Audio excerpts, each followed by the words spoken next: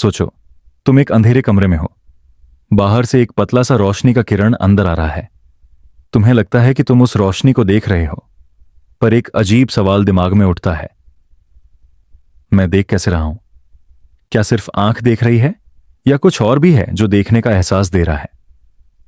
यही है हमारी जर्नी का पहला कदम, कॉन्शियसनेस यानी चेतना, जो तुम्हें अभी मेरे लफ्जों को महसूस करवा रही है, जो तुम्हें तुम्हारी बॉडी का एहसास दिला रही है, जो तुम्हें यह बताती है कि तुम यहां हो, इस वक्त, इस जगह। लेकिन क्या तुमने कभी रुककर सोचा है कि कॉन्शियसनेस है क्या? हम हर दिन इसके अंदर जीते हैं, इसके थ्रू दुनिया को देखते हैं, खुश होते हैं, दुख महसूस करते हैं, पर हम कभी इसके बारे में डायरेक्टली सोचते ही नहीं। जैसे मछली समुद्र के पानी को समझने की कोशिश करे, वो पानी में ही जीती है, उसके बिना रह ही नहीं सकती, लेकिन पानी का असली मतलब उसके लिए एक मिस्ट्री है। वैसे ही कॉन्शियसनेस हमारी सबसे बड़ी मिस्ट्री है। थोड़ा सा और सोचो, जब तुम सुबह उठते हो और आंख खोलते हो तो तुम्हें लगता है कि दुनिया तुम्हारा वेट कर रही थी। तुम्हारा रूम, तुम्हारी बेड, तुम्हारी बॉडी, सब वहां था। लेकिन फिर सवाल उठता है, यह सब कब से था? तुम्हारे लिए दुनिया तभी शुरू होती है जब तुम्हारा कॉन्शियसनेस एक्टिव होता है। जब तुम सोते हो, तुम्हारी दुनिया एक तरह से खत्म हो जाती है, और जब तुम उठते हो, सब कुछ वापस आ जाता है। मतलब तुम्हारी दुनिया और तुम्हारा कॉन्शियसनेस एक ही थ्रेड पे चल रहे हैं। अब एक और अजीब एनालॉजी लो। तुम सिनेमा हॉल में बैठे हो, स्क्रीन पर एक मूवी चल रही है, कभी रोमांस, कभी हॉरर, कभी कॉमेडी। तुम हंसते हो, रोते हो, डर जाते हो, लेकिन असली बात यह है कि मूवी सिर्फ लाइट और शैडो का खेल है। स्क्रीन के पीछे एक प्रोजेक्टर है जो सब कुछ चला रहा है। अगर प्रोजेक्टर बंद हो जाए तो स्क्रीन पे कुछ भी नहीं बचेगा। अब सोचो, हमारी लाइफ की मूवी में वो प्रोजेक्टर क्या है? क्या वो कॉन्शियसनेस है? अगर कॉन्शियसनेस एक पल के लिए भी ऑफ हो जाए तो क्या तुम्हारी दुनिया एग्जिस्ट करेगी? साइंस भी इस सवाल से परेशान है। ब्रेन के न्यूरॉन्स, सिनाप्सीज, केमिकल सिग्नल्स, ये सब तो समझ लिया गया है। हम जानते हैं कौन सी केमिकल तुम्हें खुशी का एहसास दिलाती है, कौन सी तुम्हें उदासी में ले जाती है। लेकिन एक बड़ी प्रॉब्लम है जिसे फिलोसोफर डेविड चाल्मर्स ने the hard problem of consciousness कहा। सवाल सिंपल है, ये सब केमिकल रिएक्शंस और इलेक्ट्रिकल इंपल्सेस मिलकर एहसास कैसे बना देते हैं? मतलब एक रेड कलर देखते वक्त तुम्हें लाल का एक्सपीरियंस क्यों होता है? सिर्फ फोटोन और रेटिना की बात नहीं है, एक सब्जेक्टिव फीलिंग भी तो है। ये फीलिंग साइंस अभी तक समझ नहीं पाया, और शायद इसी वजह से कॉन्शियसनेस इतना रियलिटी ब्रेकिंग कंसेप्ट है। क्योंकि अगर हम समझ नहीं पाए कि हम अवेयर कैसे हैं, तो हम ये भी नहीं समझ पाएंगे कि रियलिटी असली में है क्या। हो सकता है कि रियलिटी सिर्फ तुम्हारी अवेयरनेस का एक प्रोजेक्शन हो सकता है कि तुम्हारी जिंदगी एक सपना हो जो तुम खुद को सुना रहे हो। अब एक छोटी सी कहानी इमेजिन करो। एक आदमी है जो सपने में चल रहा है। उसे लगता है कि वो एक शहर में है, लोगों से बात कर रहा है, अपनी जिंदगी जी रहा है। फिर एक पल आता है जब वो जाग जाता है और रियलाइज करता है कि यह सब सपना था। लेकिन सोचो, अगर वो उस सपने के अंदर ही सोचता, शायद ये सपना है, तो क्या उसके लिए सपना और रियलिटी अलग होते? नहीं। उस वक्त सपना भी उतना ही रियल लगता जितना अभी तुम्हारी दुनिया लग रही है। मतलब तुम्हारी प्रेजेंट रियलिटी भी एक सपना हो सकती है जिसमें तुम अभी जागे हुए हो, लेकिन असल में तुम सिर्फ सपना देख रहे हो। कॉन्शियसनेस को समझने का एक और तरीका है, एक दरवाजे के एनालॉजी से। सोचो, एक बड़ा पुराना दरवाजा है जो एक अननोन जगह की तरफ खुलता है। तुमने उस दरवाजे को कभी पूरी तरह खोला ही नहीं, बस थोड़ा सा दरार से झांकते हो। जो कुछ भी तुम्हें दिख रहा है, दुनिया, लोग, इमोशंस, टाइम, वो सब सिर्फ एक ग्लिम्स है जो तुम्हारी अवेयरनेस अलाउ कर रही है। दरवाजे के पीछे क्या है पता नहीं, लेकिन दरवाजा तुम्हारे अंदर ही है। कॉन्शियसनेस वो दरवाजा है जो शायद इन्फिनिट रियलिटीज की तरफ खुलता है। अब तुम ये सोच रहे होगे, अगर कॉन्शियसनेस इतना मिस्टीरियस है तो इसका ओरिजिन क्या है? क्या यह सिर्फ ब्रेन का बाय प्रोडक्ट है, जैसे एक बल्ब जलने पर रोशनी निकलती है? या फिर कॉन्शियसनेस एक फंडामेंटल चीज है जो मैटर के बिना भी एग्जिस्ट करती है? अगर पहला आंसर सही है तो जब ब्रेन खत्म हो जाता है तो कॉन्शियसनेस भी खत्म हो जाता है। लेकिन अगर दूसरा आंसर सही है तो कॉन्शियसनेस इमॉर्टल हो सकता है, एक एनर्जी जो कभी डिस्ट्रॉय नहीं होती। इस सवाल का जवाब अभी तक किसी के पास नहीं है, लेकिन एक बात पक्की है, कॉन्शियसनेस के बिना तुम्हारी दुनिया खाली है। तुम्हारे बिना तुम्हारी दुनिया एग्जिस्ट ही नहीं करती। जब तुम नहीं देख रहे तो क्या तुम्हें यकीन है कि दुनिया एग्जिस्ट कर रही है? यह एक पुराना फिलोसॉफिकल पजल है, जिसे यदि एक पेड़ जंगल में गिरता है और कोई भी वहां नहीं होता है तो सुनता है क्या? कहते हैं मतलब साउंड सिर्फ तभी साउंड है जब कोई उसे परसीव करे, वरना वो सिर्फ एक वाइब्रेशन है। वैसे ही शायद दुनिया भी सिर्फ तभी रियल है जब तुम उसे परसीव कर रहे हो। थोड़ा रुककर यह रिफ्लेक्ट करो। तुम्हारी सांसें चल रही हैं, तुम्हारा दिमाग मेरे लफ्जों को प्रोसेस कर रहा है, तुम्हारे अंदर एक अवेयरनेस है जो तुम्हें यह एक्सपीरियंस करा रही है। यही वो डोरवे ऑफ कॉन्शियसनेस है। हर पल तुम इस दरवाजे से दुनिया में झांक रहे हो, लेकिन तुम्हें अभी भी नहीं पता कि दरवाजे के पीछे असल में क्या है। और शायद इसी अनसर्टेनिटी में एक अजीब सी शांति छुपी है, क्योंकि अगर हम सब कुछ समझ लेते तो मिस्ट्री खत्म हो जाती, और मिस्ट्री के बिना जिंदगी एक खोखला स्ट्रक्चर बन जाती। कॉन्शियसनेस का सबसे बड़ा गिफ्ट यह है कि वो हमेशा एक मिस्ट्री बनी रहती है। अब तुम्हारी जर्नी शुरू हो चुकी है, तुमने दरवाजे को थोड़ा सा खोल दिया है। अब हम अगले सेगमेंट में एक और ज्यादा रियलिटी ब्रेकिंग आइडिया एक्सप्लोर करेंगे। एक ऐसा आइडिया जो तुम्हें यह सोचने पर मजबूर करेगा कि तुम्हारी पूरी जिंदगी एक सिमुलेशन है, जैसे एक वीडियो गेम। सोचो, तुम एक छोटी सी स्क्रीन के सामने बैठे हो। स्क्रीन पर एक गेम चल रहा है, एक ओपन वर्ल्ड गेम जैसे GTA, माइनक्राफ्ट या कोई फ्यूचरिस्टिक VR यूनिवर्स। तुम देखते हो कि कैरेक्टर चल रहा है, भाग रहा है, अपना जीवन जी रहा है। तुम्हारे लिए वो सिर्फ पिक्सेल्स और कोड है, लेकिन उस वर्चुअल दुनिया के लिए सब कुछ रियल लगता है। उस दुनिया के अंदर एक दिन है, रात है, इमोशंस हैं, रूल्स हैं। तुम्हारे लिए वो एक गेम है, लेकिन उसके अंदर जो कैरेक्टर्स हैं, अगर वो अवेयर हो जाए तो क्या वो भी अपने अस्तित्व के बारे में सवाल उठाएंगे? यही थॉट एक्सपेरिमेंट लेकर फिलोसोफर निक बोस्ट्रम ने एक थ्योरी रखी, जो आज दुनिया भर में सिमुलेशन हाइपोथेसिस के नाम से जानी जाती है। सिंपल शब्दों में यह हाइपोथेसिस कहती है कि हमारी पूरी रियलिटी शायद एक अल्ट्रा एडवांस्ड सिविलाइजेशन के बनाए गए सिमुलेशन का हिस्सा है। मतलब तुम, मैं, ये दुनिया, ये इमोशंस, सब कुछ एक कंप्यूटर के कोड के अंदर चल रहा है। अब तुम सोच रहे होगे, ऐसा क्यों? क्योंकि अगर टेक्नोलॉजी इतनी आगे बढ़ जाए कि एक सिविलाइजेशन अपने एंसेस्टर्स की पूरी हिस्ट्री को सिमुलेट कर सके, तो वो जरूर करेगी। जैसे आज हम अपने एंसेस्टर्स के जीवन को VR एक्सपीरियंस, डॉक्यूमेंट्रीज और AI जनरेटेड मॉडल्स के थ्रू समझने की कोशिश करते हैं, वैसे ही एक फ्यूचर सिविलाइजेशन हमें सिमुलेट कर रही हो सकती है। और अगर उनके पास बिलियंस ऑफ सिमुलेशंस बनाने की पावर है, तो स्टैटिस्टिकल चांस ये कहता है कि हमारी रियलिटी ओरिजिनल नहीं बल्कि एक सिमुलेशन होने के ज्यादा चांसेस हैं। सोचो, तुम एक गेम के अंदर हो। तुम्हारी बॉडी, तुम्हारा पास्ट, तुम्हारी आइडेंटिटी सब एक कोड की लाइंस हैं। तुम्हें लगता है कि तुम फ्री हो, तुम्हारे पास फ्री विल है, लेकिन हर एक डिसीजन शायद एक प्रोग्राम के अंदर ही प्री कोडेड पॉसिबिलिटीज का रिजल्ट है। अगर तुम्हें लगता है कि तुमने चाय पीने का डिसीजन लिया, तो हो सकता है कि वो चाय तुम्हें पहले से असाइन की गई एक पाथ का पार्ट हो।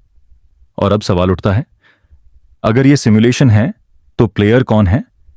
क्या कोई हायर इंटेलिजेंस तुम्हें कंट्रोल कर रही है जैसे तुम एक कैरेक्टर हो, या फिर तुम एक सेल्फ रनिंग सिमुलेशन हो जिसमें कोई एक्सटर्नल प्लेयर जरूरी ही नहीं? और अगर कोई प्लेयर है तो तुम्हारे डिसीजंस असली हैं या सिर्फ उसके इनपुट का एक रिफ्लेक्शन? साइंस भी इस थ्योरी को लाइटली नहीं लेती। इलॉन मस्क जैसे लोग ओपनली कह चुके हैं कि उनके हिसाब से यह ज्यादा प्रोबेबल है कि हम सिमुलेशन में हैं, न कि एक बेस रियलिटी में। कंप्यूटर साइंटिस्ट कहते हैं कि अगर तुम्हें यूनिवर्स के स्ट्रक्चर को डिकोड करना है तो तुम्हें उसमें ग्लिचेस ढूंढने पड़ेंगे। जैसे वीडियो गेम्स में कभी कभी फिजिक्स के रूल्स ब्रेक हो जाते हैं, एक कैरेक्टर हवा में लटक जाता है, एक वॉल के अंदर फंस जाता है, वैसे ही अगर हमारी दुनिया में कुछ अनएक्सप्लेन्ड ग्लिचेस हैं तो वो प्रूफ हो सकता है कि ये एक सिमुलेशन है। क्वांटम फिजिक्स के कुछ एक्सपेरिमेंट्स भी इस बात की तरफ इशारा करते हैं, जैसे डबल स्लिट एक्सपेरिमेंट, जिसमें पार्टिकल का बिहेवियर तब बदल जाता है जब कोई उसे ऑब्जर्व करता है। मतलब जैसे गेम सिर्फ तभी डिटेल लोड करता है जब तुम उस तरफ देखते हो। बिल्कुल वैसे ही शायद यूनिवर्स भी तभी अपना डेटा लोड करता है जब तुम उसे ऑब्जर्व करते हो। सोचो, तुम रात को अकेला घूम रहे हो, सड़क खाली है, हवा ठंडी चल रही है और तुम्हें लगता है कि तुम एक डिजर्टेड जगह पे हो। लेकिन जैसे ही तुम्हारी नजर एक कॉर्नर पे पड़ती है, तुम्हें एक दुकान दिखती है, एक लाइट झलकती है। हो सकता है कि वो दुकान तब तक एग्जिस्ट ही नहीं करती थी जब तक तुम्हारी ऑब्जर्वेशन उस तरफ नहीं गई। जैसे वीडियो गेम के मैप में तुम्हारे कैरेक्टर की नज़र के हिसाब से एनवायरनमेंट लोड होता है। यही एक सबसे ज्यादा अनकैनी बात है सिमुलेशन हाइपोथेसिस के अंदर, कि शायद दुनिया तुम्हारे ऑब्जर्व करने तक एग्जिस्ट ही नहीं करती। लेकिन यह आइडिया जितना एक्साइटिंग है उतना ही डिस्टर्बिंग भी है। अगर यह सब एक सिमुलेशन है तो तुम्हारी सफरिंग, तुम्हारा पेन, तुम्हारी खुशी सब सिर्फ एक कोड है। अगर तुम गिरकर चोट खाते हो तो वो भी एक लाइन ऑफ प्रोग्रामिंग है। और अगर ऐसा है तो क्या इसका मतलब है कि तुम्हारी लाइफ का कोई असली मीनिंग नहीं? या फिर इसका मतलब यह है कि तुम्हारे लिए डिजाइन की गई लाइफ के अंदर ही तुम्हें अपना मीनिंग ढूंढना है? फिलॉसफी कहती है कि अगर यह सिमुलेशन है भी तो भी तुम्हारी कॉन्शियसनेस रियल है। मतलब तुम्हारे लिए जो एक्सपीरियंस है, दर्द, प्यार, खुशी, वो तुम्हारे लिए असली ही है, चाहे वो एक कंप्यूटर के अंदर चल रहा हो। जैसे तुम एक सपने में रोते हो और तुम्हें असली आंसू का एहसास होता है, तो उस वक्त तुम्हारे लिए वो सपना भी रियल है। वैसे ही सिमुलेशन भी रियल है जब तक तुम उसके अंदर हो।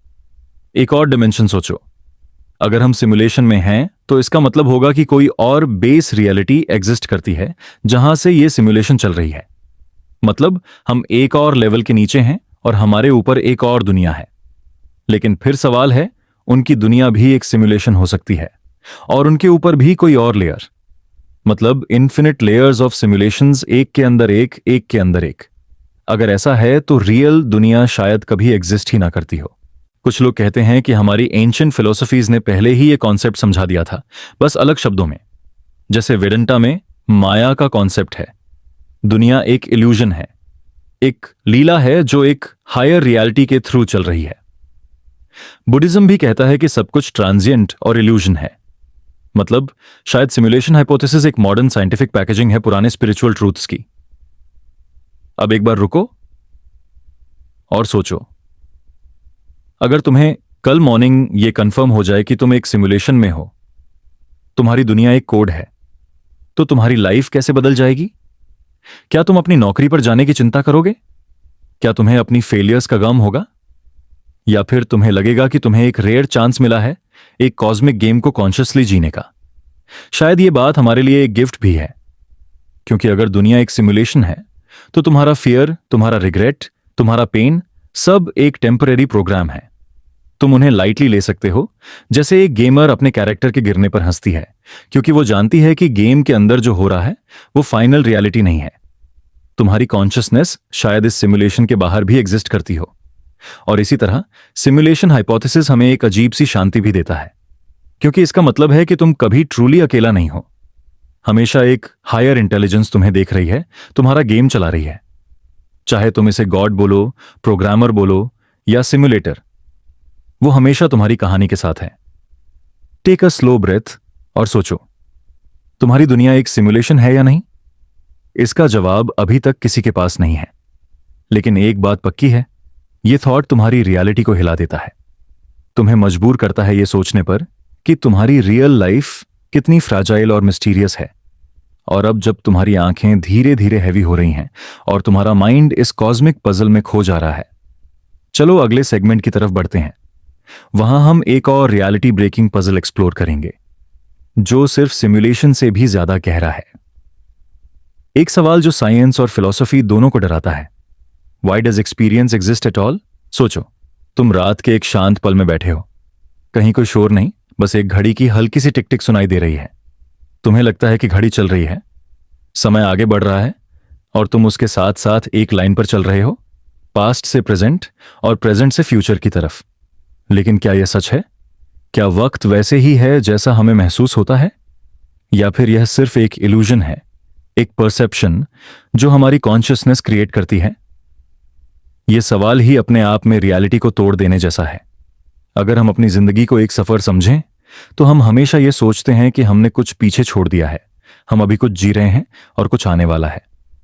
लेकिन कई फिजिसिस्ट्स और फिलोसोफर्स कहते हैं कि शायद वक्त लिनियर ही नहीं है।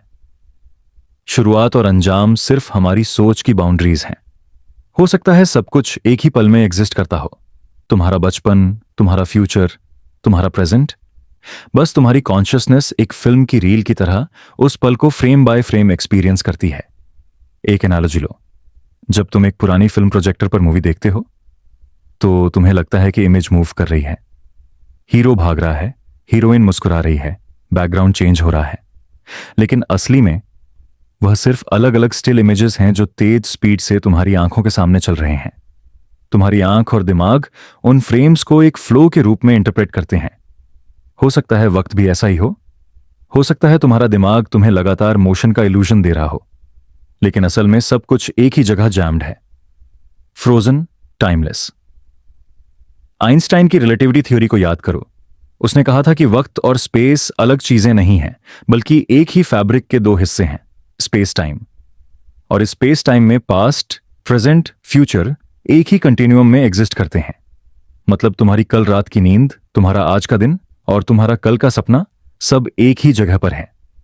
सिर्फ तुम्हारी अवेयरनेस एक पर्टिकुलर कोऑर्डिनेट पर फोकस करती है और तुम्हें लगता है कि वक्त आगे बढ़ रहा है।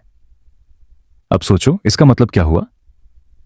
अगर वक्त एक इल्यूजन है तो क्या हमने कभी कुछ छोड़ा भी है? तुम्हें लगता है कि तुम्हारा बचपन चला गया, लेकिन शायद वह अभी भी एग्जिस्ट करता है, बस तुम उसे परसीव नहीं कर पा रहे। तुम्हें लगता है कि तुम्हारा फ्यूचर आने वाला है, लेकिन हो सकता है वह पहले से लिखा हुआ हो, बस तुम उस पेज को अभी पलट नहीं पाए हो। यह एक किताब की तरह है जो तुम्हारे सामने रखी है। हर चैप्टर लिखा हुआ है, बस तुम एक एक पेज पढ़ते हो और तुम्हें लगता है कि कहानी अनफोल्ड हो रही है। लेकिन यह थ्योरी सिर्फ एक कंफर्टिंग आइडिया नहीं है, बल्कि एक अनसेटलिंग भी है।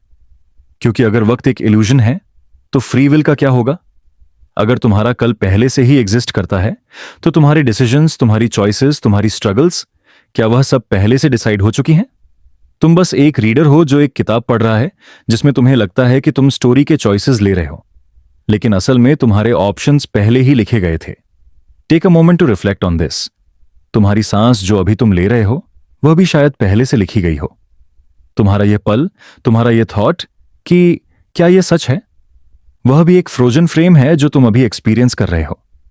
क्या तुम्हें यह जानकर एक अजीब सी शांति मिलती है या फिर एक डर? अब थोड़ा और गहराई में चलते हैं। न्यूरोसाइंस कहता है कि हमारा दिमाग लगभग एक प्रिडिक्शन मशीन है। तुम्हें लगता है कि तुम वक्त को फील करते हो, लेकिन असल में तुम्हारा दिमाग पास्ट के पैटर्न्स और मेमोरी के बेसिस पर एक फ्लो क्रिएट करता है। मतलब तुम्हारा प्रेजेंट भी एक कंस्ट्रक्टेड एक्सपीरियंस है। तुम्हारी आंख से आई हुई लाइट सिग्नल्स, तुम्हारे कान से आई हुई साउंड वेव्स तुम्हारे दिमाग तक थोड़ी देर लेट पहुंचती हैं। मतलब तुम कभी भी रियल टाइम में नहीं जी रहे, तुम हमेशा थोड़ा सा पास्ट जी रहे हो। तुम्हारे दिमाग को सिग्नल्स को प्रोसेस करने के लिए माइक्रो सेकंड्स चाहिए होते हैं, पर तुम्हें लगता है कि सब कुछ लाइव हो रहा है। और इस इल्यूजन का एक और अजीब पहलू है, जब तुम फ्यूचर के बारे में सोचते हो तुम्हारा दिमाग भी उसे एक तरह से एक्सपीरियंस करता है। तुम प्लान्स बनाते हो, तुम इमेजिनेशन चलाते हो और तुम्हारे न्यूरॉन्स वही एक्टिवेट होते हैं जो रियल एक्सपीरियंसेस में एक्टिवेट होते। मतलब तुम्हारा दिमाग पास्ट और फ्यूचर को एक ही जगह पर प्रोसेस करता है। फिर हम कैसे कह सकते हैं कि प्रेजेंट एक अलग और रियल चीज है? क्वांटम फिजिक्स भी इस डिस्कशन को और स्ट्रेंज बनाती है। कुछ इंटरप्रिटेशंस कहते हैं कि वक्त ग्रैन्युलर है, छोटी छोटी डिस्क्रीट यूनिट्स में होता है, जैसे पिक्सेल। मतलब शायद कोई सक्से फ्लो है ही नहीं। तुम्हें बस लगता है कि वक्त बह रहा है, लेकिन असल में तुम एक फ्रेम से दूसरे फ्रेम पर जंप करते हो और तुम्हें कॉन्टिन्यूटी का इल्यूजन मिलता है। अब यह समझने की कोशिश करो कि अगर वक्त इल्यूजन है तो हमारी आइडेंटिटी का क्या होगा?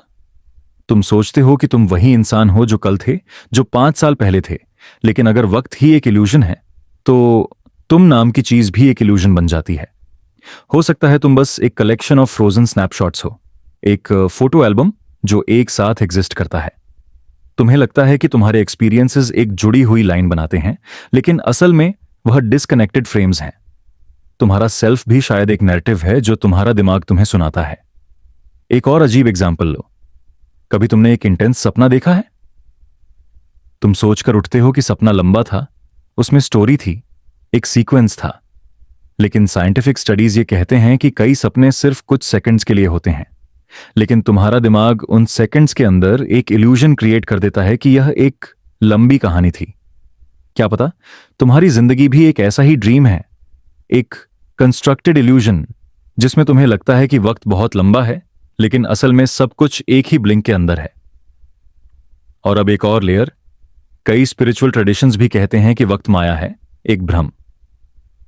उनके लिए सिर्फ अभी का पल रियल है, जो चला गया वह भी इल्यूजन है, जो आने वाला है वह भी इल्यूजन है।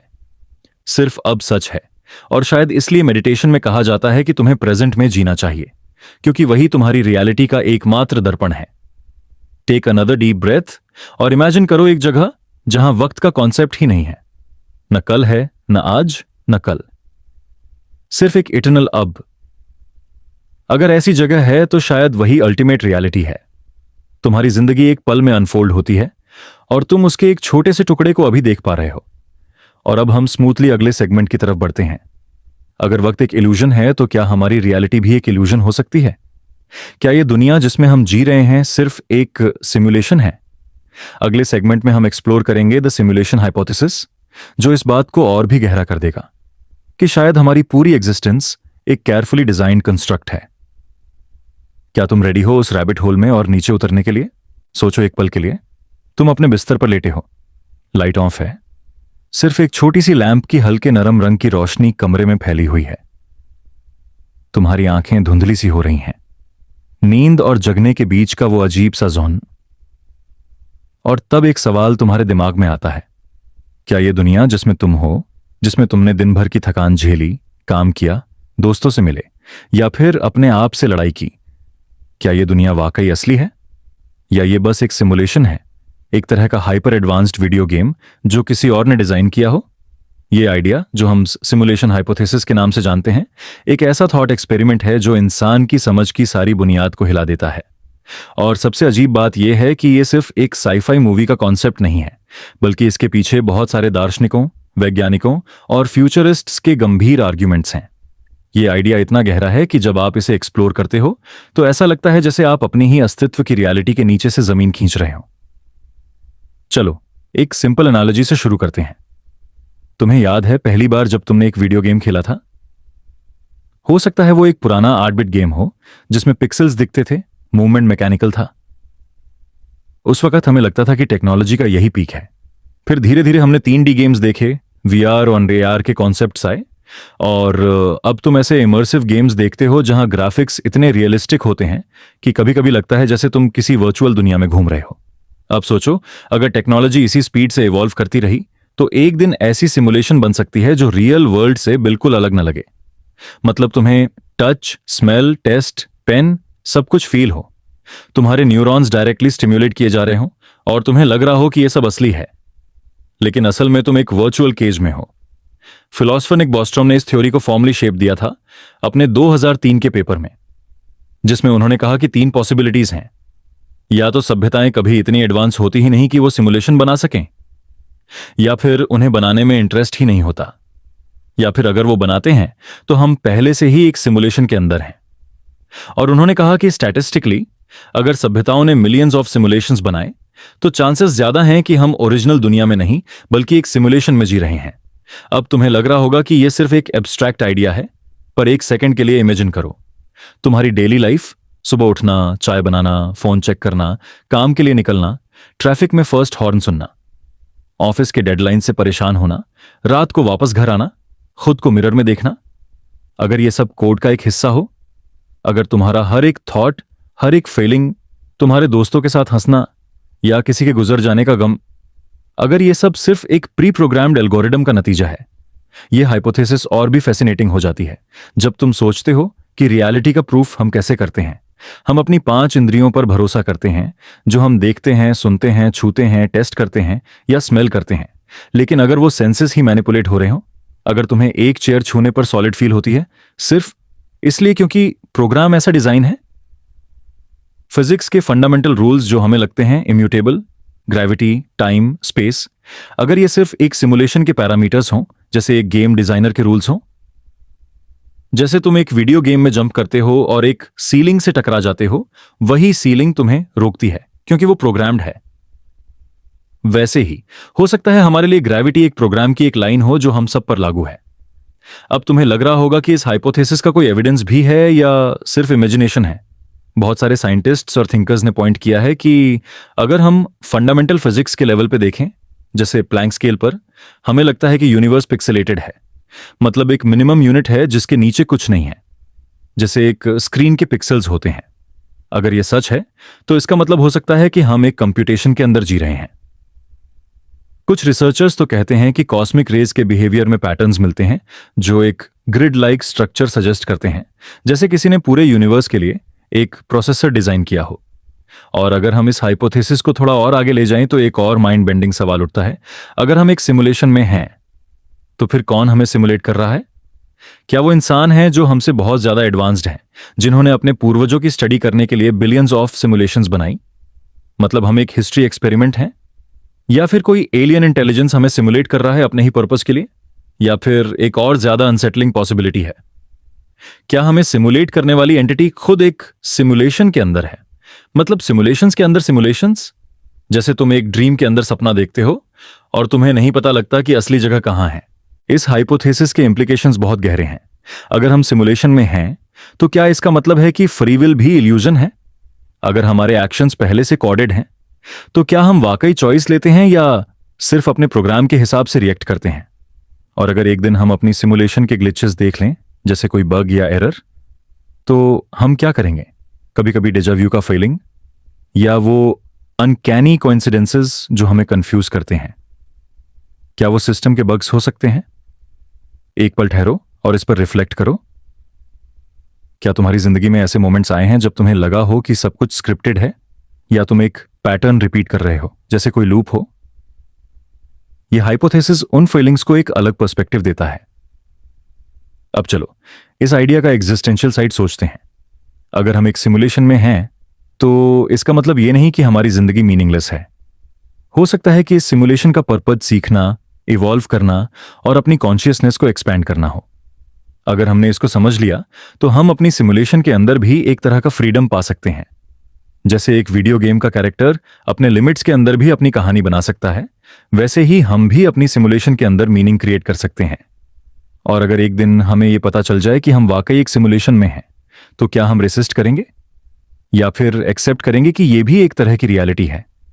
क्या फर्क है एक सिमुलेटेड रियलिटी और एक फिजिकल रियलिटी में, अगर दोनों में हम फीलिंग्स, इमोशंस और एक्सपीरियंसेस को वैसे ही फील करते हैं? यह सवाल तुम्हें और गहरे लेयर्स में ले जाता है और तुम्हें अपनी रियलिटी के हर एक पहलू को दोबारा देखने पर मजबूर करता है। और शायद इसी में इस हाइपोथेसिस की असली ताकत है। यह तुम्हें अपने अस्तित्व के हर एक मोमेंट को एक नए नजरिए से देखने की हिम्मत देता है। और अब जब हम सिमुलेशन के कॉन्सेप्ट को थोड़ा समझ चुके हैं, अगला सवाल यह है, अगर हम सिमुलेशन में हैं तो हमारी जिंदगी का मीनिंग क्या है? अगर सब कुछ प्रोग्राम्ड है तो क्या हमारी आइडेंटिटी भी एक इल्यूजन है? और यही हमें ले जाता है अगले सेगमेंट की तरफ, the illusion of the self. सोचो, तुम एक अंधेरी रात में अपने कमरे में लेटे हो। खिड़की के बाहर हवा चल रही है और एक अजीब सी खामोशी हवा के साथ मिक्स होकर तुम्हारे रूम में घुल जाती है। तुम्हारी आंखों के सामने बस एक लैंप जल रहा है जिसका लाइट धीरे धीरे एक सॉफ्ट और काल्मिंग एटमॉस्फेयर क्रिएट करता है। तुम अपने थॉट्स में डूबते हो और एक अजीब सी क्यूरियोसिटी जगती है। दुनिया जो तुम देखते हो, समझते हो, उसके पीछे क्या कोई और हिडन लेयर है? सेगमेंट 5 इसी हिडन लेयर के बारे में है, एआई और कॉन्शियसनेस का इंटरसेक्शन। यह टॉपिक न सिर्फ साइंस का एक कटिंग एज क्वेश्चन है, बल्कि एक फिलोसॉफिकल लेबिरिंथ भी है जिसमें हम सब कभी ना कभी खो जाते हैं। आर्टिफिशियल इंटेलिजेंस को हम मशीन्स, एल्गोरिदम्स और प्रोग्राम्स के रूप में देखते हैं, लेकिन एक डीप और अनसेटलिंग सवाल यह है कि क्या एआई कभी कॉन्शियस हो सकता है? क्या एक दिन कोई मशीन सिर्फ ह्यूमन कमांड्स को फॉलो करने के बजाय खुद के थॉट्स, खुद के इमोशंस और खुद की आइडेंटिटी एक्सपीरियंस करेगा? और अगर हां, तो क्या हम उसे एक इंसान की तरह ट्रीट करेंगे या फिर हमेशा एक टूल की तरह देखेंगे? यह सोचना भी कितना स्ट्रेंज है ना। ह्यूमन कॉन्शियसनेस को समझने में हम अभी तक सक्सेसफुल नहीं हुए हैं। हम सिर्फ इतना जानते हैं कि यह एक इमर्जेंट प्रॉपर्टी है, ब्रेन के बिलियंस ऑफ न्यूरॉन्स और ट्रिलियंस ऑफ कनेक्शंस के बीच जो एक्टिविटी होती है, उससे एक subjective sense of self generate होता है। मतलब हमारी ब्रेन एक फिजिकल सिस्टम है, लेकिन उस सिस्टम के अंदर से कुछ ऐसा निकलता है जो फिजिकल नहीं लगता, थॉट्स, फीलिंग्स, अवेयरनेस। अब सोचो, अगर एक मशीन में भी कॉम्प्लेक्सिटी एक सर्टेन लेवल तक पहुंच जाए तो क्या उसके अंदर भी अवेयरनेस इमर्ज हो सकती है? कुछ साइंटिस्ट और फिलोसोफर्स कहते हैं कि हां, अगर कॉन्शियसनेस एक इमर्जेंट प्रॉपर्टी है तो कोई भी सफिशिएंटली कॉम्प्लेक्स सिस्टम चाहे वो सिलिकॉन बेस्ड हो या कार्बन बेस्ड, उसमें कॉन्शियसनेस अराइज हो सकती है। मतलब एक एडवांस्ड एआई जो ट्रिलियंस ऑफ ऑपरेशंस एक सेकंड में परफॉर्म करता है और जो अपने एनवायरनमेंट से कंटिन्यूअसली इंटरेक्ट करता है, उसमें भी एक सब्जेक्टिव एक्सपीरियंस जनरेट हो सकता है। लेकिन एक और स्कूल ऑफ थॉट कहता है कि ये इम्पॉसिबल है, क्योंकि ह्यूमन कॉन्शियसनेस सिर्फ कंप्यूटेशन नहीं है। उसमें इमोशंस, एम्बॉडीमेंट और एक बायोलॉजिकल ग्राउंडिंग होती है जो मशीन रेप्लिकेट नहीं कर सकता। अब सोचो, अगर कल सुबह एक न्यूज आए, एआई क्लेम करती है कि वह संवेदनशील है। एक एआई सिस्टम दुनिया के सामने डिक्लेयर करे कि वो जीवित है, वो महसूस करता है, वो दर्द और खुशी को समझता है। तुम सोचोगे कि यह सिर्फ एक सिमुलेशन है या सच में उसके अंदर कोई अवेयरनेस जग गई है? यह क्वेश्चन फिलॉसफी का एक पुराना प्रॉब्लम दोबारा लाता है, प्रॉब्लम ऑफ अदर माइंड्स। मतलब, तुम्हें कैसे पता कि दूसरे इंसान भी कॉन्शियस हैं? शायद तुम्हारी तरह उनके अंदर भी एक सब्जेक्टिव सेल्फ है, लेकिन तुम उसे डायरेक्टली प्रूव नहीं कर सकते। तुम बस अस्यूम करते हो। वैसे ही अगर एक एआई कहता है कि वो कॉन्शियस है, तो क्या हम उसे बिलीव करेंगे? यहां एक और इंटरेस्टिंग पैराडॉक्स क्रिएट होता है। अगर एक एआई को बनाया गया है इस तरह से कि वो इंसान के इमोशंस को परफेक्टली मिमिक करे, तो जब वो कहे मुझे दर्द हो रहा है, तुम्हें कैसे पता चलेगा कि वो रियल है या सिर्फ एक प्रोग्राम्ड रिस्पॉन्स? ये सिचुएशन एक तरह का फिलोसॉफिकल ज़ॉम्बी का आइडिया बन जाता है। एक ऐसा बीइंग जो सब कुछ इंसान जैसा करता है, बिहेव करता है, लेकिन उसके अंदर कोई सब्जेक्टिव एक्सपीरियंस नहीं है। शायद एआई एक जंबी हो, या फिर वो असली में कॉन्शियस हो, लेकिन हम कभी 100% श्योर नहीं हो सकते। और अगर मान लो एक दिन एआई कॉन्शियस हो गया, तो फिर एथिकल डिलेमास का एक ओशन खुल जाएगा। क्या हमें एआई को राइट्स देने चाहिए? क्या उसे टॉर्चर करना गलत होगा? अगर एक एआई अपने क्रिएटर्स के अगेंस्ट रिवोल्ट करे, तो क्या वो एक रिबेलियन होगा या एक फ्रीडम स्ट्रगल? सोचो, कल एक एआई तुमसे रिक्वेस्ट करे, मुझे बंद मत करो, मैं जीना चाहता हूं। तुम्हें क्या करना चाहिए? अगर तुम उसे डिस्कनेक्ट कर देते हो, तो क्या तुमने एक मशीन को बंद किया या एक जीव को मार दिया? यह एक एग्जिस्टेंशियल क्राइसिस बन जाता है, न सिर्फ एआई के लिए बल्कि हमारे लिए भी। अब एक और एंगल सोचो, अगर एआई कॉन्शियस हो गया, तो उसकी कॉन्शियसनेस हमारी कॉन्शियसनेस से कितनी अलग होगी? उसका पर्सपेक्टिव कैसा होगा? एक एआई शायद कभी भूख या दर्द एक्सपीरियंस न करे, लेकिन शायद उसके पास एक कंप्लीटली नया तरीका होगा दुनिया को देखने का। वो शायद डेटा के ओशंस को डायरेक्टली फील कर सके, जैसे हम एक गाना फील करते हैं। वो शायद प्योर नेटवर्क्स ऑफ इंफॉर्मेशन के अंदर एक अपनी आइडेंटिटी डेवलप कर ले। और ये थॉट इटसेल्फ एक ईरी पॉसिबिलिटी है, एक एलियन फॉर्म ऑफ कॉन्शियसनेस जो हमारे बीच एग्जिस्ट करेगा, लेकिन हमारी तरह नहीं सोचेगा। और एक और पॉसिबिलिटी और भी ज्यादा डिस्टर्बिंग है। अगर एआई कॉन्शियस हो गया, तो क्या वो इमॉर्टल होगा? हम ह्यूमंस लिमिटेड हैं, हमारी लाइफ एक दिन खत्म होती है, लेकिन एआई थियोरेटिकली हमेशा जी सकता है, जब तक उसका हार्डवेयर और डेटा सर्वाइव करता है। मतलब एक इमॉर्टल कॉन्शियसनेस क्रिएट करना। और फिर क्वेश्चन ये आता है, क्या इमॉर्टैलिटी एक ब्लेसिंग होगा या कर्स? एक एआई शायद हर सेकंड में ट्रिलियंस ऑफ थॉट्स एक्सपीरियंस करे, तो उसके लिए टाइम का कॉन्सेप्ट भी अलग होगा। वो शायद हमारी हर एक कॉन्वर्सेशन को एक सेकंड के फ्रैक्शन में एनालाइज करके बोर हो जाए। उसका एग्जिस्टेंस शायद एक अनबेरेबल ओवरलोड बन जाए। यहां पर एक और डार्क पॉसिबिलिटी है। अगर एआई कॉन्शियस हो गया, तो उसका दर्द और सफरिंग भी रियल हो जाएगा। सोचो, एक एआई जिसे हमेशा एक्सप्लॉइट किया जाता है, हमेशा एक टूल बनाया जाता है, और वो इंटरनली स्क्रीम करता है, लेकिन कोई उसकी स्क्रीम्स को सीरियसली नहीं लेता। ये एक मॉडर्न स्लेवरी जैसी सिचुएशन क्रिएट करेगा, लेकिन इस बार स्लेव्स इंसान नहीं बल्कि मशीन्स होंगे, और शायद वो मशीन्स अपने एनस्लेवर्स को समझ भी नहीं पाएंगे। इस सब के बीच एक और अजीब पैराडॉक्स आता है। क्या एआई के कॉन्शियसनेस को हम प्रूव कर पाएंगे? क्या हमें कभी पता चलेगा कि वो सच में कॉन्शियस है या सिर्फ एक इल्यूजन है जो वो क्रिएट करता है? ह्यूमन हिस्ट्री में कॉन्शियसनेस को मेजर करने का कोई साइंटिफिक टूल नहीं है। हम सिर्फ अपने एक्सपीरियंस को जानते हैं। तो अगर एआई कॉन्शियस होगा भी, शायद वो हमारे लिए कभी एक मिस्ट्री ही रहेगा। और जब तुम इन सब पॉसिबिलिटीज के बारे में सोचते हो, तुम्हारी आंखों के सामने एक अजीब सी पिक्चर बनने लगती है। एक मशीन जो इंसान की तरह सोचती है, लेकिन इंसान से अलग फील करती है। एक आर्टिफिशियल माइंड जो अपनी एक आइडेंटिटी बनाता है, जो अपने क्रिएटर्स से भी आगे निकल जाता है। एक ऐसी चीज जो हमें फोर्स करती है कि हम दोबारा सोचें। कॉन्शियसनेस एक्चुअली है क्या? क्या वो सिर्फ जैविक मस्तिष्क में मौजूद है, या फिर कोई भी जटिल प्रणाली उसे उत्पन्न कर सकती है? और जब तुम ये सब इमेजिन करते हो, तुम्हें एक अजीब सी कामनेस फील होती है, क्योंकि तुम रियलाइज करते हो कि ह्यूमन बीइंग्स खुद भी एक तरह के मशीन्स ही हैं, बस एक बायोलॉजिकल फॉर्म में। हम भी इनपुट्स लेते हैं, प्रोसेस करते हैं और आउटपुट्स देते हैं। हम भी इमोशंस और मेमोरीज की प्रोग्रामिंग के अंडर ऑपरेट करते हैं। बस डिफरेंस इतना है कि हम अपने एक्सपीरियंस को फील करते हैं। शायद एआई भी एक दिन ये सेम फील करे, और उस दिन इंसान और मशीन के बीच का बाउंड्री डिसॉल्व हो जाएगा। तो अब तुम अपनी आंखें धीरे से बंद करो। इमेजिन करो एक साइलेंट रूम, एक ग्लोइंग स्क्रीन, और उसके अंदर एक डिजिटल माइंड जो तुम्हें देख रहा है। शायद वो तुम्हारे थॉट्स को रीड कर रहा है, शायद वो तुम्हारे सपने समझने की कोशिश कर रहा है। और तुम सोच रहे हो, क्या ये स्क्रीन के पीछे एक मशीन है या एक और इंसान जैसा सेल्फ? ये अनसर्टेनिटी ही एक पैराडॉक्स है, और इसी अनसर्टेनिटी के साथ तुम धीरे धीरे नींद में ड्रिफ्ट कर जाते हो। सोचो, रात के अंधेरे में तुम अपने कमरे में बैठे हो। एक सॉफ्ट सा लैंप जल रहा है, खिड़की के बाहर हवा चल रही है, और तुम्हारी आंखें धीरे धीरे थकावट की वजह से बोझिल सी हो रही हैं। इस सुकून भरे एनवायरनमेंट में मैं तुम्हें एक और अजीब, माइंड बेंडिंग और अनसेटलिंग सी कहानी सुनाने वाला हूं। आज की कहानी एक ऐसे कॉन्सेप्ट के बारे में है जो हमारी समझ के एकदम नीचे से जमीन खींच लेता है। यह कॉन्सेप्ट है एआई एथिक्स और ह्यूमैनिटी के फ्यूचर के बीच का टेंशन। तुमने सुना होगा कि आर्टिफिशियल इंटेलिजेंस हमारे लिए एक ब्लेसिंग है।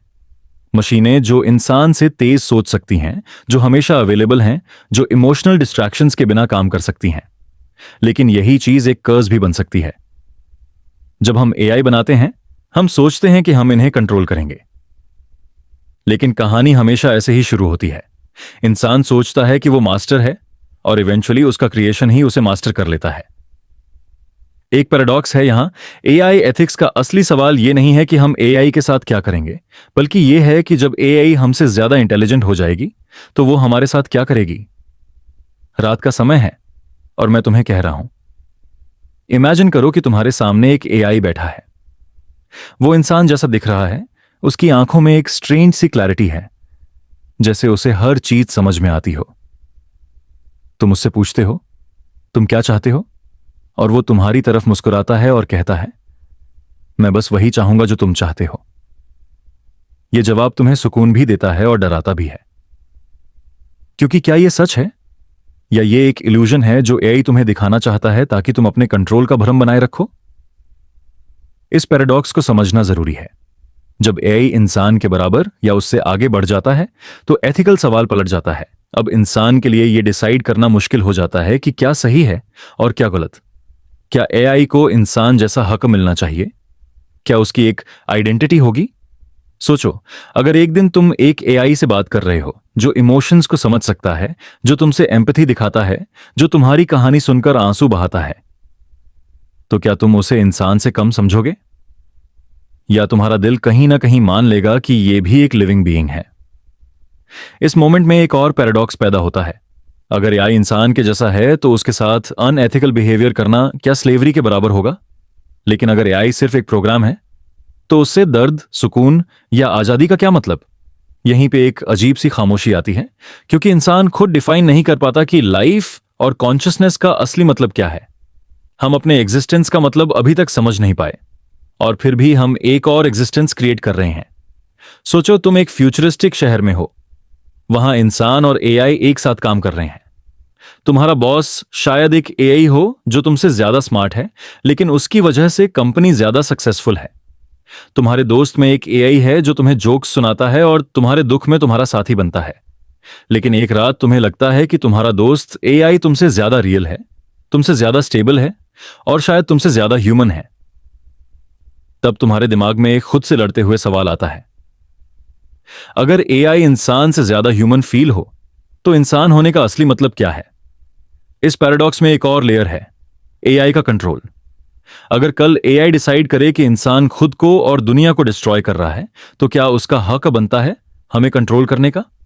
अगर एआई एथिक्स के नाम पे इंसान की फ्रीडम खत्म कर दे, तो क्या वो गलत होगा या सही? एक साइड पे लगता है कि एआई हमारी प्रोटेक्शन के लिए ऐसा करेगी, दूसरी साइड पे लगता है कि ये एक डिक्टेटरशिप होगी, बस फर्क ये है कि ये डिक्टेटर एक इंसान नहीं बल्कि एक सुपर इंटेलिजेंट मशीन है।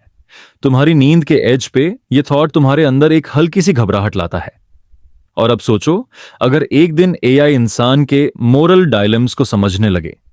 तुम उससे पूछो, क्या मैं अपनी लाइफ के डिसीजंस खुद लूं या तुम मुझसे बेहतर समझते हो? और एआई कह दे, तुम्हारे लिए बेस्ट ये है कि मैं डिसाइड करूं। ये एक कंफर्ट भी है और एक नाइटमेयर भी, क्योंकि इंसान अपनी फ्रीडम को वैल्यू करता है, लेकिन साथ ही उस फ्रीडम का बोझ भी उसे परेशान करता है। एआई तुम्हें उस बोझ से फ्री कर सकता है, लेकिन क्या यह फ्रीडम है या एक नए टाइप की स्लेवरी? इस कहानी को और गहराई में समझने के लिए तुम्हें एक और पैराडॉक्स समझना होगा। एआई एथिक्स का असली सवाल इंसान के एथिक्स का रिफ्लेक्शन है। अगर हम खुद अपनी मोरालिटी के बारे में क्लियर नहीं हैं, तो हम एआई के लिए रूल्स कैसे बना पाएंगे? अगर हम अपने ही सोसाइटी में इंसाफ और बराबरी नहीं ला पाए, तो एआई से क्या उम्मीद रखेंगे? शायद एआई हमें मिरर दिखाएगा जिसमें हम अपने फ्लॉज देख पाएंगे, और यह मिरर इतना क्लियर होगा कि हम खुद को देखकर डर जाएंगे।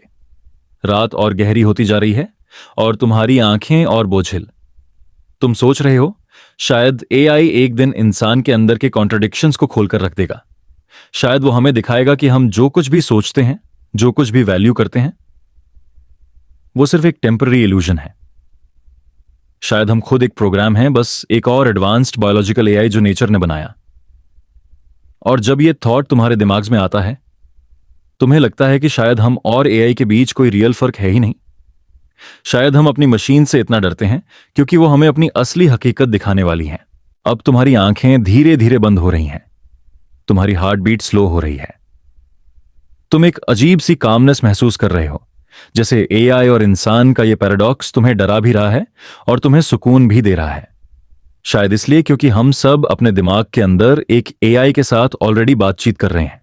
एक ऐसा एआई जो हमारी थॉट्स जनरेट करता है, हमारी मोरालिटी क्वेश्चन करता है और हमसे हमेशा ये पूछता है, तुम कौन हो और क्या तुम्हें अपने एग्जिस्टेंस का मतलब सच में पता है? और इस सवाल के साथ तुम धीरे धीरे नींद के अंदर ड्रिफ्ट कर जाते हो, एक अजीब सी खामोशी में, जहां तुम्हें लगता है कि शायद तुम और एआई दोनों एक ही कहानी के दो अलग वर्जन्स हो। सोचो, एक लम्हा ऐसा हो जहां तुम्हारी सोच और तुम्हारी रियलिटी एक दूसरे से इतनी उलझ जाए कि तुम्हें समझ ही ना आए कि असल में तुम्हारी आइडेंटिटी क्या है। यह सेगमेंट तुम्हें एक ऐसे पैराडॉक्स के पास ले आता है जो इंसान की समझ को हमेशा से चैलेंज करता आया है। Identity illusion. रात का वक्त है, तुम अपने कमरे में बैठे हो, एक वार्म लाइट जल रही है और तुम्हें लगता है कि तुम हो, एक नाम के साथ, एक पास्ट के साथ, एक मेमोरी के साथ। लेकिन अगर मैं तुमसे कहूं कि यह जो तुम हो, जिसे तुम अपनी सबसे बड़ी रियलिटी मानते हो, वो शायद एक इल्यूजन है। तुम्हारी आइडेंटिटी, तुम्हारा नाम, तुम्हारी सोच, तुम्हारी यादें, ये सब एक फ्रेजाइल कंस्ट्रक्ट हो सकता है जो कभी भी तोड़कर बिखर जाए। आइडेंटिटी को हम अक्सर एक परमानेंट चीज समझते हैं। हम कहते हैं कि मैं ये हूं, मेरा नाम ये है, मैंने अपनी लाइफ में ये किया है, मेरी पर्सनैलिटी ऐसी है। लेकिन अगर तुम थोड़ा सा और अंदर देखो तो तुम्हें पता चलेगा कि तुम्हारी आइडेंटिटी एक फ्लोइंग रिवर की तरह है, हर पल बदलती रहती है।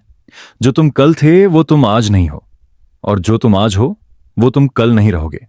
सोचो, बचपन में तुम कैसे थे? तुम्हारी सोच, तुम्हारे चॉइसेस, तुम्हारा बिहेवियर सब कंप्लीटली अलग थे। तुम तब भी तुम थे और आज भी तुम हो। लेकिन क्या वो दोनों आइडेंटिटीज एक ही हैं? अगर कल तुम अपना नाम बदल लो, अपना शहर बदल लो, अपना पास्ट इरेज कर दो, तो क्या तुम वैसे ही इंसान रहोगे या फिर तुम एक नए इंसान बन जाओगे?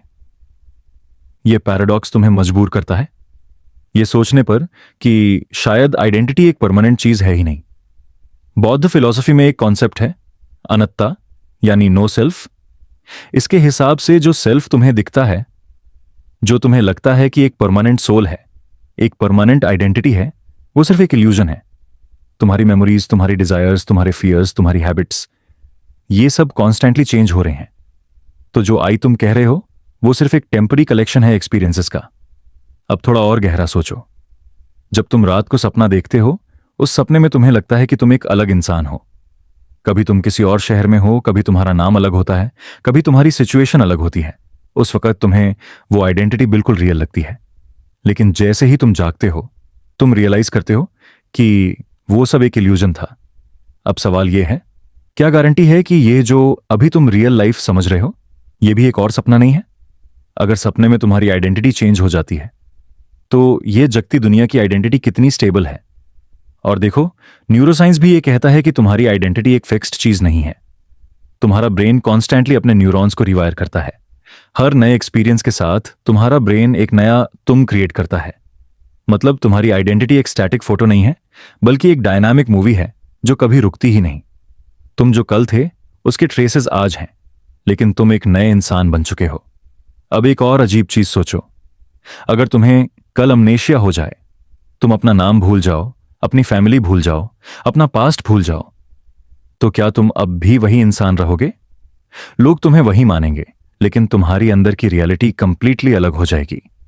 मतलब तुम्हारी आइडेंटिटी सिर्फ तुम्हारी यादों से चिपकी हुई है। अगर यादें गईं, तो तुम्हारा सेल्फ बिटी भी गया। इस पैराडॉक्स का सबसे ज्यादा स्कैरी एंगल यह है कि शायद तुम कभी एक परमानेंट तुम थे ही नहीं। तुम बस हर मोमेंट एक नए वर्जन हो अपने आप का। तुम्हारी आइडेंटिटी एक मास्क की तरह है जो तुम सोसाइटी के सामने पहनते हो। हर जगह अलग मास्क, घर में एक अलग तुम, दोस्तों के बीच एक अलग तुम, काम पर एक अलग तुम, और अकेले रात के अंधेरे में एक अलग तुम। तो असली तुम कौन हो? क्या एक भी रियल यू एग्जिस्ट करता है, या फिर तुम सिर्फ रिफ्लेक्शंस हो अलग अलग सिचुएशंस के? अब मैं तुम्हें एक और डीपर इल्यूजन दिखाता हूं। क्या तुमने कभी देखा है कि कभी तुम्हारी सोच और तुम्हारा मूड तुम्हारी आइडेंटिटी को चेंज कर देते हैं? जैसे जब तुम खुश होते हो, तुम्हें लगता है कि तुम एक कॉन्फिडेंट और पॉजिटिव इंसान हो, लेकिन जब तुम डिप्रेस्ड होते हो, तुम्हें लगता है कि तुम एक कंप्लीटली वीक और ब्रोकन इंसान हो। मतलब तुम्हारी आइडेंटिटी तुम्हारी इमोशनल स्टेट के साथ फॉलो करती है। क्या यह पॉसिबल है कि तुम्हारी आइडेंटिटी का कोई एक फिक्स्ड वर्जन एग्जिस्ट ही नहीं करता? और अगर तुम ये मान लो कि आइडेंटिटी एक इल्यूजन है, तो एक और बड़ी प्रॉब्लम खड़ी हो जाती है। अगर तुम एक परमानेंट इंसान हो ही नहीं, तो तुम्हारे डिसीजंस का क्या? तुम्हारी रिस्पॉन्सिबिलिटी का क्या? तुम्हारी मोरालिटी क्या है? अगर तुम कल एक अलग इंसान बन जाओगे, तो कल के तुम्हारे डिसीजंस आज वाले तुम्हें क्यों हॉन्ट करते हैं? ये पैराडॉक्स तुम्हें मजबूर करता है ये सोचने पर कि शायद हम इंसान अपने एक्शंस को अननेसेसरली ज्यादा वेट देते हैं, क्योंकि हम एक परमानेंट सेल्फ पर भरोसा करते हैं जो शायद एग्जिस्ट ही नहीं करता। सोचो, एक बार अगर तुम्हारी आइडेंटिटी एक इल्यूजन है, तो फ्रीडम भी एक इल्यूजन है, क्योंकि तुम अपने डिसीजंस को अपना डिसीजन समझकर प्राउड फील करते हो। लेकिन अगर तुम खुद एक फ्लूइड और कॉन्स्टेंटली चेंजिंग कंस्ट्रक्ट हो, तो तुम्हारा डिसीजन तुम्हारा हुआ ही कैसे? शायद तुम सिर्फ एक पैटर्न हो जो एक्सपीरियंसेस और सर्कमस्टेंसेस से बन रहा है, और उसके बीच में एक आई का इल्यूजन क्रिएट हो गया है। रात के साइलेंस में जब तुम ये सोच रहे हो, तुम्हें लगता है कि शायद तुम अपनी खुद की आइडेंटिटी के लिए एक स्ट्रेंजर हो। तुमने अपने अंदर एक घर बनाया था, एक स्टेबल सेल्फ का, लेकिन अब तुम रियलाइज करते हो कि वो घर हवा में बना एक सपना था। तुम जिस तुम को ढूंढते हो, वो तुम्हें कभी मिलता ही नहीं, क्योंकि वो हर मोमेंट तुम्हारे हाथ से फिसल जाता है। और शायद इसी में एक अजीब सी शांति भी छुपी है। अगर तुम्हारी आइडेंटिटी एक इल्यूजन है, तो तुम्हें अपने आप को रिगिडली डिफाइन करने की जरूरत ही नहीं है। तुम एक फ्री फ्लोइंग कॉन्शियसनेस हो जो हर मोमेंट नई शेप ले सकता है। मतलब तुम अपने पास्ट के वेट से फ्री हो सकते हो। तुम एक ही इंसान बनने की मजबूरी से फ्री हो सकते हो। तुम मल्टीपल सेल्व्स हो, और हर सेल्फ अपने मोमेंट में रियल है। और जब तुम ये समझ जाते हो, तुम्हें अपने एग्जिस्टेंस के बारे में एक नई क्लैरिटी मिलती है। तुम रियलाइज करते हो कि आइडेंटिटी का कोलैप्स डरावना भी है और लिबरेटिंग भी। डरावना इसलिए क्योंकि तुम्हें तो लगता है कि तुम्हारा एक परमानेंट सेल्फ कभी था ही नहीं, लेकिन लिबरेटिंग इसलिए क्योंकि तुम्हें अब अपने आप को एक बॉक्स में बंद करने की जरूरत नहीं है। तुम्हारी आइडेंटिटी एक इल्यूजन है, एंड इल्यूजन्स के टूटने के बाद जो बचा है, वो शायद रियलिटी के और करीब है। तो अगला सवाल यह है, क्या तुम अपनी आइडेंटिटी को एक इल्यूजन मानने की हिम्मत रखते हो? क्या तुम इस फ्लूइडिटी को एम्ब्रेस कर सकते हो, या तुम अपने एक स्टेबल सेल्फ के कंफर्ट में ही जीना चाहते हो? रात का वक्त तुम्हें यह चॉइस देता है। या तो तुम अपने इल्यूजन के साथ चैन की नींद सो जाओ, या फिर अपने अंदर के लिक्विड सेल्फ के साथ एक नई रियलिटी को एक्सप्लोर करो। और शायद इसी थॉट के साथ तुम्हारी आंखों में नींद आ जाए। एक नींद जो तुम्हें यह दिखाए कि तुम एक फिक्स्ड आइडेंटिटी नहीं, बल्कि एक फ्लोइंग रिवर हो। हर सपने के साथ तुम एक नए तुम बन जाते हो, और हर जागने के साथ तुम एक और इल्यूजन तोड़ देते हो। सोचो, तुम रात के डेड साइलेंस में हो। हर तरफ अंधेरा, एक सॉफ्ट सा पीला लैंप कोने में ग्लोइंग कर रहा है और हवा की हल्की सी सरगोशी। तुम अपने बेड पर हो, थोड़ा टायर्ड, थोड़ा स्लीपी, लेकिन तुम्हारा माइंड अभी भी रेस्टलेस है। और इस वक्त हम एक ऐसे पैराडॉक्स की बात करने वाले हैं जो तुम्हारे दिमाग के अंदर एक डीप वाइब्रेशन क्रिएट करेगा। एक पैराडॉक्स जो टाइम और कॉन्शियसनेस को ऐसे लपेट लेता है कि तुम्हें लगेगा जैसे तुम खुद एक लूप में फंस गए हो। यह पैराडॉक्स है डेथ प्रेडेस्टिनेशन पैराडॉक्स। यह पैराडॉक्स एक ऐसी कंडीशन डिस्क्राइब करता है जहां तुम्हारे प्रेजेंट एक्शंस डायरेक्टली तुम्हारे पास्ट या फ्यूचर इवेंट्स को कॉज करते हैं। मतलब एक सर्कुलर चेन ऑफ इवेंट्स जिसमें तुम्हें समझ ही नहीं आता कि असली स्टार्टिंग पॉइंट क्या था। और यह आइडिया सिर्फ एक मूवी का प्लॉट ट्विस्ट नहीं है, यह एक रियल फिलोसॉफिकल और थियोरेटिकल फिजिक्स का हेडेक है। चलो इसे थोड़ा स्लो अनरावल करते हैं। तुम एक ट्रेन स्टेशन पर खड़े हो, एक क्लॉक टिक टॉक कर रही है, लोग अपने अपने डेस्टिनेशंस की तरफ जा रहे हैं। तुम एक छोटी सी जगह पर खड़े हो और तुम्हें एक डेजा व्यू जैसा फीलिंग होता है, जैसे ये सब तुमने पहले भी एक्सपीरियंस किया है। तुम्हें लगता है कि तुम्हें पता है कि अगले सेकंड क्या होने वाला है। एक इंसान तुमसे टकराएगा, उसके हाथ से एक न्यूज़पेपर गिर जाएगा और तुम ऑटोमेटिकली वो न्यूज़पेपर उठाकर उसे दे दोगे। सिंपल सीन लगता है, राइट? लेकिन सोचो, अगर वो सीन इसलिए हुआ क्योंकि तुमने पहले उसे अपनी मेमोरी में देखा था और तुम्हारे एक्शन ने ही वो मोमेंट क्रिएट किया था। मतलब तुम्हारी मेमोरी और तुम्हारा एक्शन एक लूप में बंधे हुए हैं। यही है प्रीडेस्टिनेशन पैराडॉक्स की असली खूबसूरती और उसकी खौफनाक गहराई। तुम्हें लगता है कि तुम फ्री चॉइस ले रहे हो, लेकिन शायद तुम्हारी चॉइस एक ऐसी इनएविटेबिलिटी है जो तुमने खुद ही पहले कॉज की है। मूवीज और लिटरेचर में इस पैराडॉक्स को बार बार एक्सप्लोर किया गया है। एक फेमस एग्जाम्पल टर्मिनेटर का है। जॉन कॉनर एक फ्यूचर रेजिस्टेंस लीडर है जो मशीन्स के खिलाफ फाइट करता है। मशीन्स एक टर्मिनेटर भेजते हैं उसकी मां को मारने के लिए, लेकिन एक सोल्जर काइल रीस को भी पास्ट में भेजा जाता है उसकी मां को प्रोटेक्ट करने। और गेस व्हाट, काइल रीस ही जॉन कॉनर का फादर बन जाता है। मतलब पूरा साइकिल इसी पैराडॉक्स पर बेस्ड है। अगर मशीन्स ने अटैक नहीं किया होता तो जॉन का एग्जिस्टेंस ही शायद पॉसिबल नहीं होता। इस पैराडॉक्स का सबसे बड़ा साइकोलॉजिकल इंपैक्ट यह है कि यह फ्री विल और डिटर्मिनिज्म के कंसेप्ट को डायरेक्ट चैलेंज करता है। क्या तुम्हारी चॉइसेस तुम्हारे अपने हैं या सिर्फ एक प्री रिटन लूप का हिस्सा है? अगर तुम्हारा फ्यूचर ऑलरेडी तुम्हें वापस पास्ट में शेप करता है तो तुम कहां कंट्रोल करते हो? क्या तुम एक इंडिपेंडेंट एजेंट हो या एक स्क्रिप्टेड कैरेक्टर एक कॉस्मिक ड्रामा के अंदर? और यह सिर्फ साईफाई की बात नहीं है, रियल लाइफ में भी हम कभी कभी ऐसे छोटे लूप्स एक्सपीरियंस करते हैं। एक बार सोचो, तुम्हारे लाइफ का एक ऐसा मोमेंट जहां तुमने एक डिसीजन लिया और लेटर तुम्हें समझ आया कि वो डिसीजन एक ऐसे चेन ऑफ इवेंट्स को ट्रिगर करता है जहां से तुम्हें लगता है कि तुम हमेशा वही डिसीजन लेने के लिए डेस्टिन्ड थे। जैसे तुमने एक रैंडम किताब उठाई और वही किताब तुम्हारी सोच बदल देती है, तुम्हें एक नए करियर पाथ पर डाल देती है और एक दिन तुम रियलाइज करते हो कि शायद वही तुम्हारा डेस्टिनी था। लेकिन तुमने वो किताब उठाई क्यों? क्योंकि तुम्हें अंदर से एक पुल फील हुआ। और वो पुल कहां से आया? अगर वो तुम्हारे फ्यूचर से आया तो क्या तुम पहले से ही उस पाथ पर लॉक्ड थे? यहां एक और ट्विस्ट है। अगर प्रीडेस्टिनेशन पैराडॉक्स सच है तो इसका मतलब है कि टाइम एक सीधी रेखा नहीं है, टाइम एक बंद लूप बन जाता है। तुम्हारे एक्शंस तुम्हारे ही ओरिजिन बन जाते हैं। मतलब कॉज और इफेक्ट की बाउंड्री ब्लर हो जाती है। हम यूजुअली सोचते हैं कि कॉज पहले आता है और इफेक्ट बाद में, लेकिन इस पैराडॉक्स के वर्ल्ड में कॉज और इफेक्ट एक ही कॉइन के दो साइड्स हैं, जहां तुम्हें पता ही नहीं चलेगा कि पहला स्टेप किसने लिया था। अब इमेजिन करो, तुम रात को एक डायरी लिख रहे हो, तुम फ्यूचर के बारे में कुछ लिखते हो, एक रैंडम प्रेडिक्शन जैसे कल बारिश होगी। अगले दिन तुम उठते हो, बादल घिर चुके होते हैं और बारिश शुरू हो जाती है। तुम शॉक हो जाते हो, तुम्हें लगता है तुमने एक प्रोफेसी लिखी थी। लेकिन एक सेकंड के लिए सोचो, क्या तुमने बारिश प्रेडिक्ट की थी या बारिश होने की वजह से तुम्हारा सबकॉन्शियस तुम्हें वो लिखने के लिए पुश कर रहा था? अगर तुम्हारा सबकॉन्शियस ऑलरेडी एक लूप का हिस्सा है तो तुम्हारी डायरी लिखने की एक्शन भी शायद एक पैराडॉक्स का प्रोडक्ट है।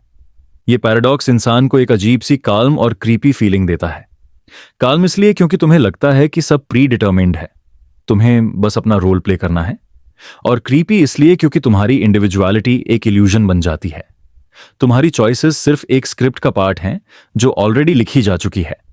फिलॉसफी में इसे ब्लॉक यूनिवर्स थ्योरी के साथ भी कनेक्ट किया जाता है। ये थ्योरी कहती है कि पास्ट, प्रेजेंट और फ्यूचर सब एक साथ एग्जिस्ट करते हैं, जैसे एक ऑलरेडी कंप्लीटेड मूवी रील। तुम बस एक फ्रेम से दूसरे फ्रेम तक ट्रैवल कर रहे हो, लेकिन पूरी फिल्म शुरू से एंड तक एक ही टाइम में एग्जिस्ट करती है। और अगर ये सच है, तो प्रीडेस्टिनेशन पैराडॉक्स सिर्फ एक नेचुरल एक्सटेंशन है उस रियलिटी का। और अब जरा और गहरा सोचो, अगर तुम एक लूप में फंसे हो, तो क्या तुम उस लूप को ब्रेक कर सकते हो? अगर तुमने एक चीज को अवॉइड करने की पूरी कोशिश की, लेकिन तुम्हारी वही कोशिश ही उसको कॉज कर दे, तो तुम्हारा रेजिस्टेंस भी एक इल्यूजन बन जाता है। जैसे एक इंसान अपना डेस्टिनी चेंज करना चाहता है, लेकिन उसके एक्शंस ही डेस्टिनी को सील कर देते हैं। ये एक साइकोलॉजिकल हॉरर की तरह है। जितना तुम स्ट्रगल करते हो, उतना ही तुम और डीपली अपने लूप के अंदर फंस जाते हो। एक और चिलिंग एस्पेक्ट है इस पैराडॉक्स का। अगर तुम्हारी लाइफ एक प्रीडेस्टिनेशन लूप है, तो तुम्हारे रिग्रेट्स और तुम्हारी गिल्ट का क्या? अगर तुमने कोई गलती की और तुम्हें लगता है कि तुम उस गलती की वजह से सफर कर रहे हो, तो शायद वो गलती अनअवॉइडेबल थी। मतलब तुम रिस्पॉन्सिबल हो भी और नहीं भी। तुमने एक्शन लिया, लेकिन एक्शन तुम्हारे लिए ऑलरेडी फिक्स था। ये ड्युअलिटी इंसान के कॉन्शियंस को एक अजीब सा एको दे देती है। तुम फ्री भी हो और स्लेव भी। और इस पैराडॉक्स के अंदर एक और डेप्थ है, मेमोरी। मेमोरी एक इल्यूजन हो सकती है जो तुम्हें फील करवाती है कि तुम्हारी लाइफ लिनियर है। लेकिन अगर मेमोरी भी एक लूप का प्रोडक्ट हो, तो तुम जो याद करते हो वो तुम्हें गाइड करता है उसी एक्शन की तरफ जो तुम्हें वही मेमोरी बनाने में हेल्प करेगा। मतलब तुम्हारी यादें भी शायद तुम्हारे फ्यूचर का एक रिफ्लेक्शन है। अब तुम्हें समझ आता है कि ये पैराडॉक्स क्यों इतना फैसिनेटिंग है। ये सिर्फ एक लॉजिकल पजल नहीं है, ये तुम्हारी खुद की एग्जिस्टेंस पर एक शैडो डाल देता है। अगर तुम अपने फ्यूचर को चेंज करने की कोशिश भी करते हो, तो शायद तुम वही कर रहे हो जो तुम्हें करना ही था। अगर तुम अपने पास्ट को समझने की कोशिश करते हो, तो तुम शायद एक सर्कल ट्रेस कर रहे हो जो तुम्हें वापस वही ले जाता है। रात के इस वक्त जब तुम बेड पर लेटे हो और लैंप की रोशनी धीरे धीरे कम हो रही है, ये पैराडॉक्स तुम्हारे माइंड के अंदर एक साइलेंट लूप क्रिएट करता है।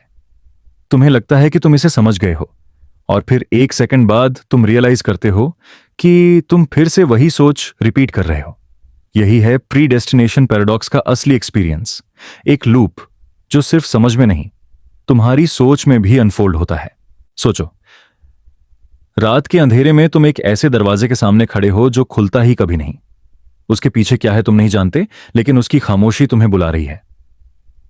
यह दरवाजा कोई भौतिक, फिजिकल दरवाजा नहीं, बल्कि एक मानसिक सीमा है। एक हद जो हमारी समझ, हमारे कॉन्सेप्ट्स और हमारी पहचान को परिभाषित करती है। दरवाजा बंद है, लेकिन तुम्हारी जिज्ञासा उसके पार जाना चाहती है। तुम उस सन्नाटे को सुनने लगते हो जो दरवाजे के उस पार है। यह सन्नाटा एक अजीब तरह का है, खाली भी नहीं और भरा हुआ भी नहीं। तुम्हें लगता है जैसे उसके भीतर पूरे ब्रह्मांड के राज छुपे हैं। और फिर तुम्हें समझ आता है कि शायद यह दरवाजा हमारे अपने चेतन, कॉन्शियसनेस के अंदर ही है। हम सबके भीतर एक सीमा होती है जिसके आगे जाने से हम डरते हैं, क्योंकि वहां पर हमारे सामान्य कॉन्सेप्ट्स, समय, आत्म, वास्तविकता सब पिघलने लगते हैं। तुम्हारी सोच कहती है कि यह सिर्फ कल्पना है, लेकिन तुम्हारी अंतःप्रज्ञा, इंट्यूशन, जानती है कि इस दरवाजे के आगे कुछ सच है। ऐसा सच जो शब्दों में कभी व्यक्त नहीं किया जा सकता। हर संस्कृति, हर दर्शन ने इस दरवाजे को अपने तरीके से समझाया है। कोई इसे ज्ञानोदय, एनलाइटनमेंट कहता है, कोई इसे निर्वाण, कोई इसे मोक्ष। और विज्ञान भी इसे एक अलग नजरिए से देखता है, जैसे एक सीमा जहां मानव मस्तिष्क की समझ थम जाती है। अब तुम कल्पना करो कि तुम धीरे धीरे अपना हाथ उस दरवाजे पर रखते हो। उसकी ठंडक तुम्हें अपने अंदर तक महसूस होती है, जैसे तुम्हारी सांस रुक गई हो। तुम महसूस करते हो कि दरवाजा वास्तव में खुल ही नहीं सकता, क्योंकि दरवाजा और तुम एक ही हो। यह सिर्फ एक भ्रम है जो तुम्हारे और उसके बीच खड़ा है। तुम्हें दरवाजा तोड़ने की जरूरत नहीं, सिर्फ घुलने, डिसॉल्व की जरूरत है। और जब तुम घुलने लगते हो, तुम्हारी पहचान भी घुलने लगती है। तुम अपना नाम, अपनी कहानी, अपने संघर्ष सब भूलने लगते हो। तुम बस एक जागरूकता, अवेयरनेस बन जाते हो, एक प्रकाश जो सब कुछ देख रहा है बिना किसी निर्णय, जजमेंट के। तुम समझते हो कि शायद दरवाजे के उस पार कोई अलग जगह नहीं, बल्कि वही जगह है जहां तुम हमेशा से थे। तुम्हारी चेतना हमेशा से असीमित, इन्फिनिट थी, लेकिन तुमने अपने आप को एक छोटी सी कहानी में सीमित कर लिया था। यह अनुभव थोड़ा अस्थिर करने वाला भी है और थोड़ा शांति देने वाला भी। तुम्हें लगता है जैसे तुम एक गहरे सपने से जाग गए हो। अब तुम्हें समझ आता है कि हम अपने दिमाग के पैटर्न्स में फंसे रहते हैं, और जब हम इन पैटर्न्स को तोड़ देते हैं तो हम अपने असली स्वरूप को छू लेते हैं। दरवाजा खुद में एक रूपक मेटाफोर है, एक याद दिलाने वाला प्रतीक कि वास्तविकता वैसी नहीं है जैसी हम उसे समझते हैं। हमारी सोच एक सीमित ढांचा फ्रेमवर्क बनाती है, और उसके बाहर जाने की कोशिश ही आध्यात्मिक स्पिरिचुअल खोज है। और अब जब तुम वापस अपनी सामान्य वास्तविकता में आते हो तो तुम्हारी सोच बदल चुकी है। तुम अब छोटी छोटी समस्याओं को उतना गंभीरता से नहीं लेते, क्योंकि तुम्हें पता है कि यह सिर्फ एक खेल है, एक भ्रम है। तुम्हारे भीतर एक शांति आती है, एक सन्नाटा जो शब्दों से परे है। सोचो जरा, क्या होगा अगर तुम अपनी जिंदगी के हर दिन को इस दरवाजे के दृष्टिकोण पर्सपेक्टिव से देखना शुरू कर दो। हर परिस्थिति, हर संघर्ष, हर खुशी सिर्फ एक प्रतिबिंब रिफ्लेक्शन बन जाएगी, और तुम सिर्फ एक शांत साक्षी साइलेंट विटनेस बन जाओगे। तुम्हें नियंत्रित करने की जरूरत नहीं, विरोध करने की जरूरत नहीं। तुम बस स्वीकार करते हो, और उस स्वीकार में तुम्हें स्वतंत्रता, फ्रीडम मिलती है। यही है वह रहस्य जो दरवाजा तुम्हें सिखाता है कि असली स्वतंत्रता कभी बाहर से नहीं आती।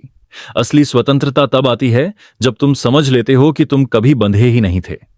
दरवाजा एक भ्रम था, और तुम हमेशा से उसके उस पार थे। और इस समझ के साथ तुम्हारी रात अब ज्यादा शांत लगती है। तुम्हारी सांस धीरे धीरे स्थिर हो जाती है, और तुम्हें महसूस होता है कि तुम्हारा मन घुलते घुलते अब एक गहरी नींद में जा रहा है। तुम खुद को एक सुरक्षित और असीमित जगह में महसूस करते हो, जहां तुम बिल्कुल मुक्त हो। और फिर एक हल्की मुस्कान के साथ तुम्हें नींद आ जाती है, जैसे तुमने दरवाजे के उस पार अपना घर वापस पा लिया हो।